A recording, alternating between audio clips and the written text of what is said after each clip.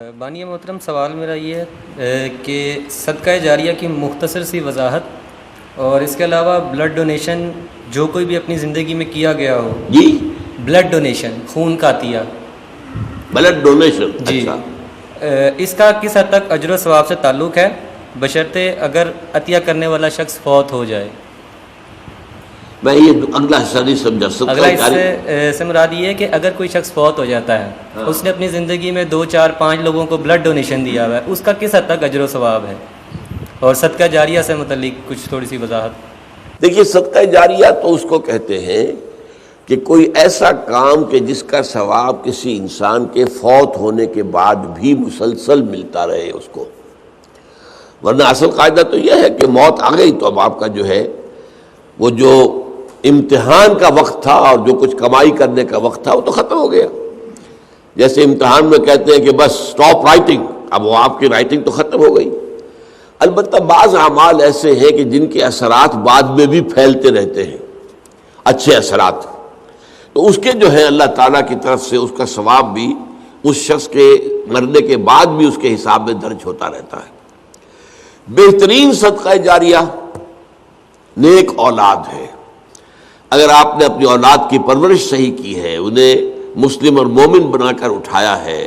وہ اللہ کے فرما بردار متقی بندے ہیں،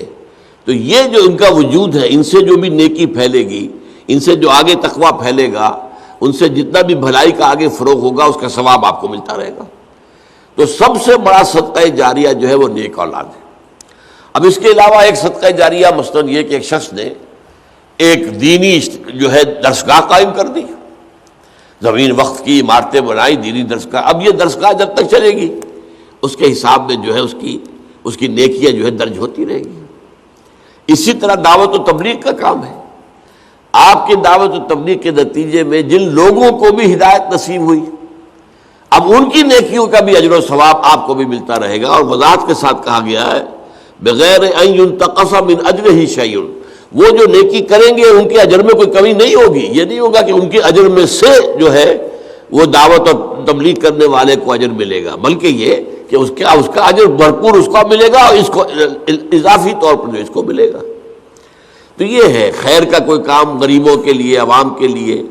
جیسے پرانے زمانے میں ہوتا تھا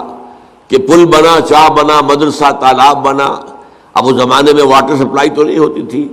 کہیں کنواں کھود دینا، کہیں راستے پر سبیل ایسی لگا دینا کہ پانی وہاں سے ٹھنڈا جو ہے مسافروں کو ملتی، سارے کام جو ہے یہ صدقہ جاریہ ہے۔ باقی اگر کسی نے کسی کو خون دیا ہے اور وہ نیکی کے ارادے سے دیا ہے تو اس کا اجر و ثواب اسے ملے گا، باقی اس میں آگے اس کے کوئی منتقل ہونے کا میرے خیال میں کوئی معاملہ نہیں ہے۔